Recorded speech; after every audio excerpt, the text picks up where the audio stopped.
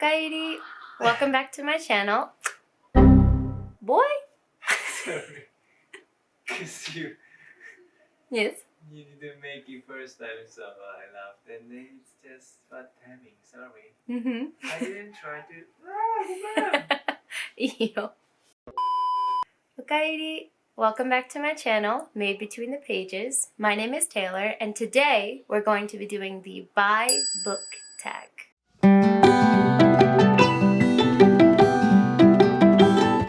This tag was created by Books with Leo, and I love her for it. There's a lot of LGBT focused tags or book recommendation videos on YouTube, but bisexuality is not usually singled out as getting its own representation.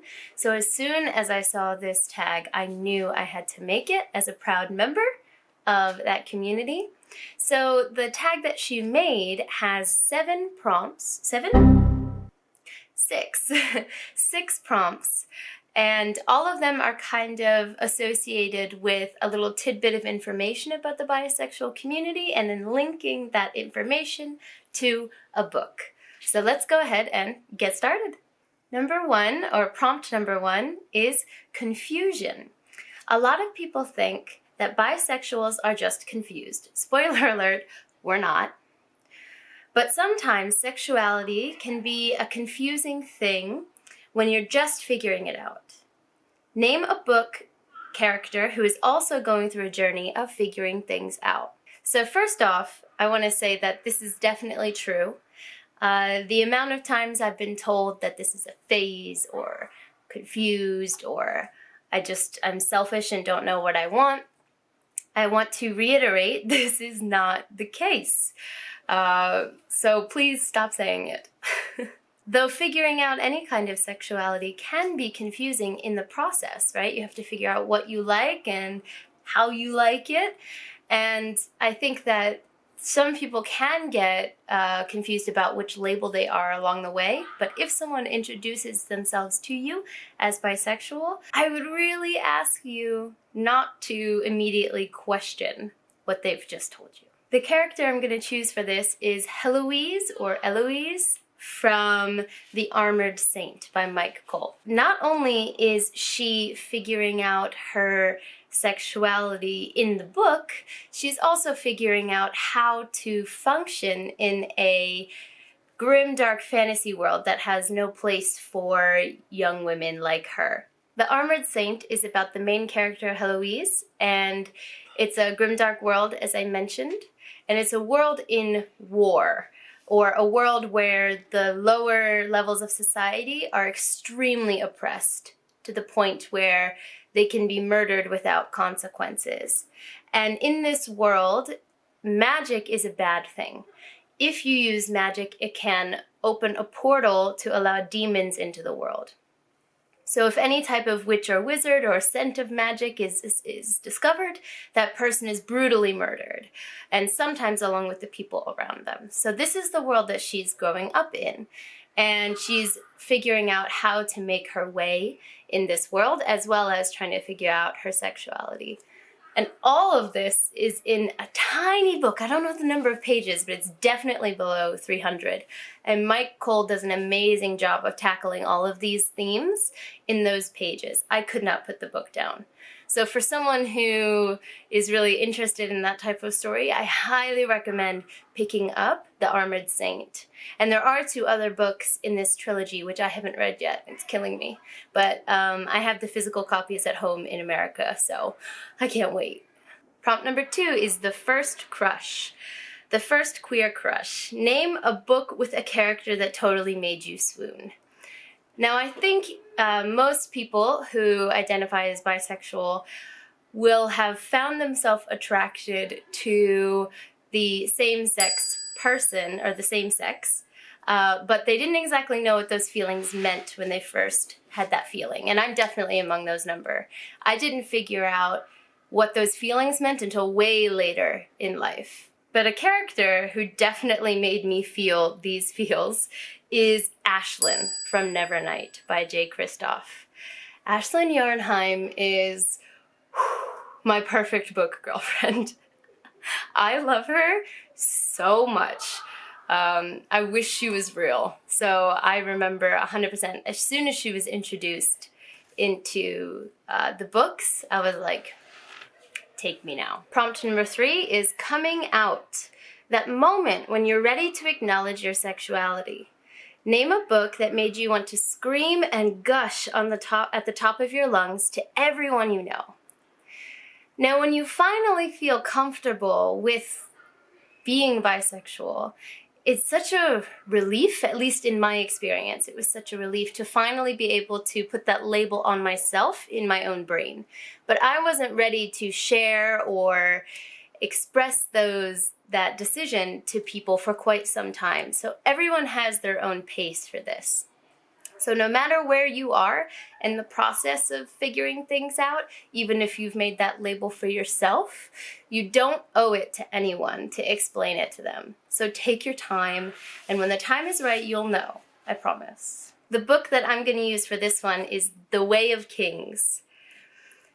When I read this book, I was in Japan already, and I'm going to put one of these halves down, but these are the UK paperback editions. When I read this book and I was in Japan, no one had read this anywhere in my circle. And I can't blame people because this is a beast of a book. As you can see, the two halves are both very thick. It's over 1,000 pages. And this is the first book in Brandon Sanderson's Stormlight Archive series.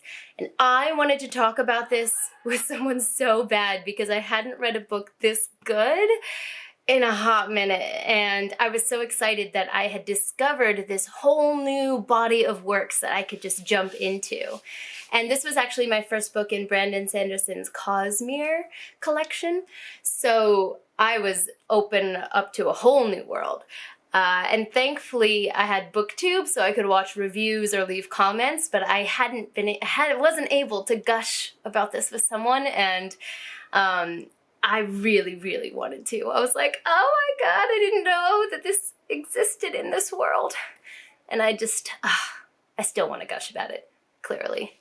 But definitely The Way of Kings. This book is about a lot of characters, but in this first book we follow a character named Kaladin, and we are introduced to him as a slave.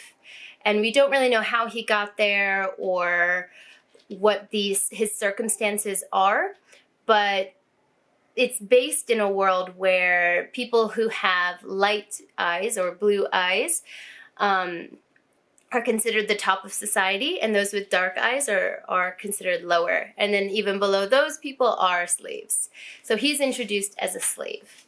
And this world is racked by gigantic storms that just destroy the landscape every time they come through. And the world has adjusted to kind of match this environment. So the world building in this book is phenomenal. Everything is consistent within the world that they live in. And in this first book, we follow Kaladin's story as he kind of navigates having to deal with some mental health issues and his slave status. So I'm just gonna start there. But this is a massive world, so that's not even doing it justice, but that's the basic premise for the beginning of this first book. Prompt number 4, recognition. Unfortunately, bi erasure is still a thing. Name a book that made you feel seen, valued, and understood. Yes, bi erasure is definitely still a thing. As I mentioned earlier, you often are immediately questioned when you say that is the label that you have decided on for yourself. People immediately ask you to prove it. You know, well, have you ever dated a girl? In my case, have you ever kissed a girl? Prove it to me. And also, I have now chosen a partner who is a man, so I have a boyfriend now.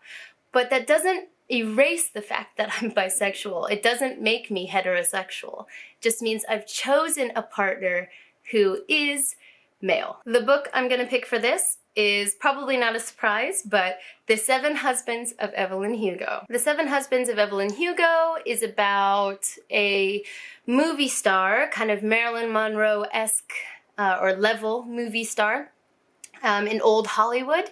And as you could tell by the title, she's had 7 husbands. And now in the book, she's an older woman, I believe in her 70s, I believe. And she has never opened up about her life to any reporters or any media. And she decides to share her life with one specific reporter, and she'll only share her life with that person, and no one knows why. But the story starts, or the book starts, when the reporter comes to her house and she starts telling the story of her life. And it goes from there. When I read this book, let me tell you, I ugly cried for a really long time. I'm not gonna say exactly the scene that did that to me, but if you've read it, you know. Just to avoid any spoilers for anyone who lives under a rock and hasn't read this book, I won't say, but you know what scene I'm talking about if you've read it. Evelyn Hugo's process of figuring out who she is and how she did it on her own timeline, and the message that not everything is linear, was just exactly what I needed to hear. I felt so seen, so heard, and I know you've heard people say that Evelyn Hugo feels like a real person because Taylor Jenkins Reid, her writing is just phenomenal in that regard, and I am on that train. Like, I wanted to call Evelyn Hugo and just be like, you helped me so much, but she's not real, but she felt that real to me. And that representation was just, oh my God, it was so good. I want to eat it up. Prompt number 5, 50-50. Sexuality is fluid, and so is bisexuality. Almost no one is 50-50 when it comes to preferences. Name a book about which you are unsure whether you love it or you hate it. This is also really good information to spread or to share about bisexuality. It's almost always a different ratio, and each person is different. So if someone has a past of mostly dating one gender, but is still interested in the other gender, that doesn't disqualify them from being bisexual. The book I'm going to choose for this is Dusk or Dawn, or I forgot the rest of the title, it's quite long. Let me check. Dusk or Dawn or Dark or Day by Seanan McGuire. Now, Seanan McGuire is the author of the Wayward Children series, and I love that series with all of my heart. If you haven't heard about it, I don't know where you've been, but it's a portal fantasy like novella series about kids who go to a world such as, you know, Alice in Wonderland or Narnia, and then they are forced to come back to our world and they're having a hard time adjusting, and it's small stories about those children. Love that series so much, and Seanan McGuire's writing is beautiful. So when I saw she'd written something outside of that series that was also novella-esque size, I picked it up, and the writing was there. The lyrical, atmospheric writing was all there, what I love from Seanan McGuire, but the story was like, I don't even know if I can explain to you what the story is at this point, and I read the whole book. But I know it's about from what I remember, it's about a girl who lives in New York, and she's dead, I believe. And it's about the people, like, not necessarily ghosts, like the spirits left behind in New York and what they have to do when they're there. I don't remember exactly what it's about. But that's the thing, the plot was just very not specific, and I remember thinking that the end of the book was kind of like, okay, it's over now. But I didn't dislike my reading experience, so I'm just kind of caught between like, okay, and I really love the atmosphere of it. So, there are kids playing outside in the courtyard here, so if you hear screaming, maybe you've heard it this whole time. Sorry! The last one is community. Finding your place in a community can be hard. Sometimes I feel like I'm too gay for the straight people and too straight for the gay people. But in the end, it's all about finding the right people in life that love you. Sexuality doesn't define you. Name a book with an amazing group of friends or a community. I agree with this prompt 100%. If you're in a community that is toxic to who you are at your core, it might be time to find a new community to relate to or to connect with. It can be really hard when someone that you thought had your back suddenly doesn't. But believe me, there are people and partners and friends and family members out there who want to, bring you in, who want to love you for who you are. So just be patient, but those people will appear. For this prompt, I'm going to have several books. The first one is going to be Six of Crows by Leigh Bardugo. This is a favorite on BookTube. I'm sure most people know about it, but it's a book about Dusty. Sorry.